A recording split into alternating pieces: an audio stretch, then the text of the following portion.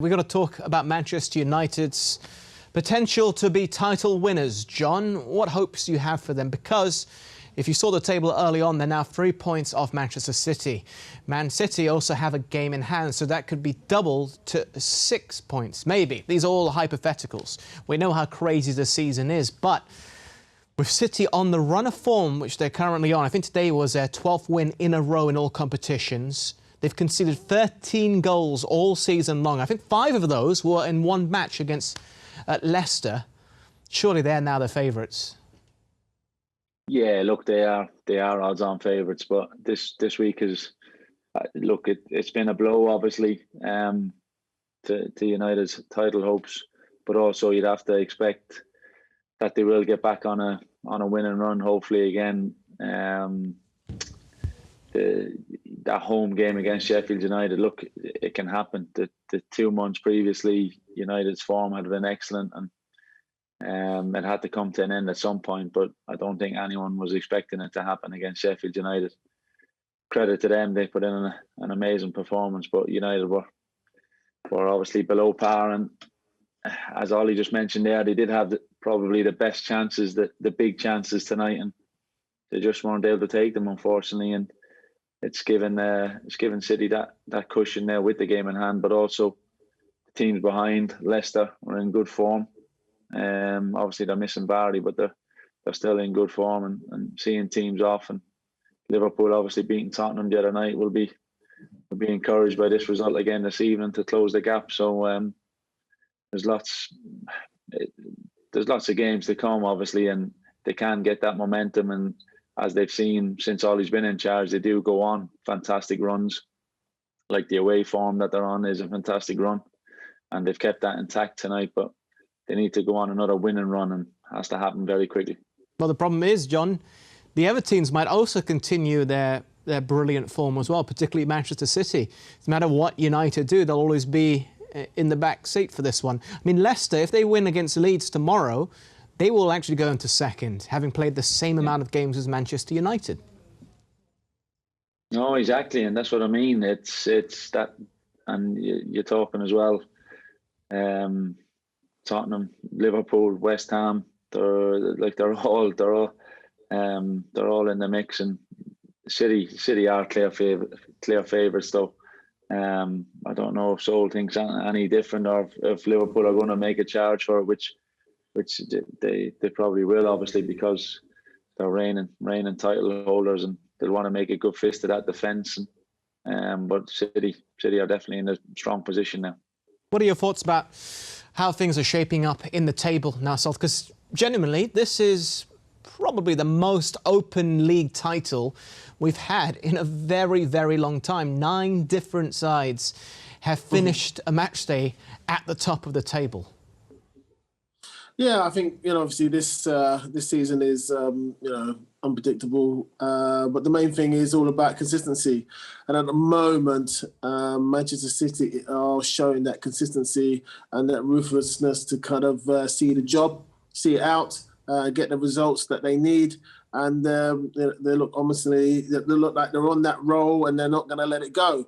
But you just don't know this season. It only takes a couple of draws, and the teams around you a couple of wins at the same time, and then all of a sudden it's bunched back together again, and it's equal points or 1 point, separating say 2-3 teams. So that's what it's all about, getting that consistent. They're in the driving seat now. And it's up to them for them to kind of stay in that driver's seat and go all the way. But there's other teams around them not going to allow it. So, and that's the beautiful thing about the Premier League. So it's great. There's lots of competition. I want to get John's take on this as well, but I'm going to ask you first, Sol, because it's your former side. Arsenal currently sit in 8th position. They're just behind Tottenham and Everton, who are level on points, both 2 just ahead of Arsenal. Where do you reckon Arsenal will finish up at the end of the campaign? Because they do have momentum right now. Yeah, I think with Arsenal, how they've turned their season around. I mean, in the beginning it was a bit sticky, but they've turned it around after, over the last, say, 5 games, and they can easily, I think 4th spot is probably out of it. but definitely something between fifth or sixth spot is possible for sure. And they've got to really secretly want to be aiming for that. Yes, you've got to aim as high as possible. Yes, they'll probably love to be able to sneak in at fourth. And call it an amazing season and a turnaround. But I just don't think the teams above them are going to allow that. But definitely the fifth and the sixth spot is open for sure if they continue on this run. This is how mental the season is, John. Arsenal could get that fourth spot. We don't know because currently, as it stands in the Premier League table, do you know who the highest ranked London club is? I know. It's West Ham, isn't it? Exactly. They started the day in fourth. They've slipped down to fifth because of other games, but still, amazing. I know. Look, and that's credit to David Moyes and the kind of culture that he's after getting going at West Ham this season. But as for Arsenal, I think they can definitely finish in the top six. And look, it's continuing on that run of form. They have that confidence, and also if they can obviously get Aubameyang back playing and scoring, he's going to be a big boost for them too. So it's definitely up for grabs. And look, when they see West Ham, Spurs ahead of them in the table, it will be hurting the Arsenal fans. But look, they've got Chelsea pushing too, because obviously they've made that managerial change, and you'd expect them to pick up results too. But that's what we've just spoken about, the competition in the Premier League. It's fantastic and it's tough, and you got to be able to grind it out and get them runs going, and hopefully you end up where you need to be. Yeah. John, just a quick one, and then I'm going to get Saul's answer on this. I look at the two Manchester clubs. Hasn't been much talk for either side for acquisitions in January. Would you say in the top half of the table, they currently have the most balanced squads? I mean, when's the last time you could say that about Manchester United? Yeah, good point. Well, look, you'd have to, injury-wise, Liverpool have been very unfortunate in the sense at the back. Generally, you can cope with one or two injuries, but they've struggled obviously recently. As for United, Manchester United, when you look at the bench, a few times you really see quality in every position, and that's obviously a pleasing sign for Ollie to be able to switch things up to when he needs to. And Manchester City, that's why we're saying they're favourites and in pole position for the title because of that squad. And that's even at times they've not even been playing a recognised striker.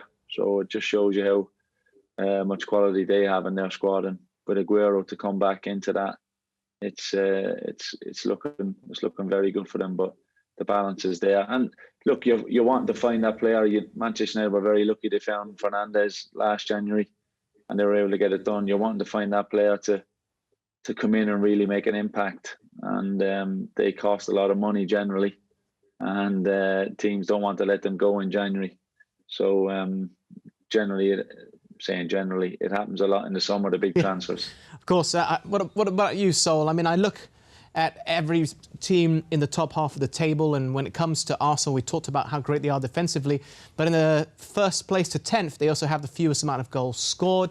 Liverpool, injury crisis at the back, but they're still the top scorers in the division, although they only scored their first goals in 2021 against Spurs earlier this week. Are the two Manchester sides the most balanced in terms of squad depth and who they can field as their strongest 11? Yeah, I think they are. Obviously, Man City with all their, spending power, and also United have got great spending power as well. So, they should, rightly so, they should have the best squad or squads in the division. So, and it's all about the squads. It's all about who can come on off the bench. It's all about, you have a couple of injuries, who comes on, and the level doesn't drop, and that's key. And Man United and definitely City have that in bundles. Other teams, Liverpool, I think it's just at the back really they've suffered. A couple of, also around the squad as well. But the main thing, the significant thing is their main centre half, really, Van Dijk. He's the main one. Maybe Liverpool should have, maybe had a look at that a little bit before. I think sometimes it's always nice to have, three really top defenders. Maybe, Lovren leaving, having that gap could have helped them big time now, because they are suffering, because they have dropped off. Yes, they've recently beat Tottenham, but they're still that kind of not that. I think sometimes when I look at Liverpool, there's always that chance of scoring a goal against them. So, yeah. And then look at Arsenal. I think Arsenal are just building. They're just building, really. You can't really be looking at them and saying that they're going to be title winners. It's all about building and see how they are next season, get a good position this season and build from there, and don't lose any more players.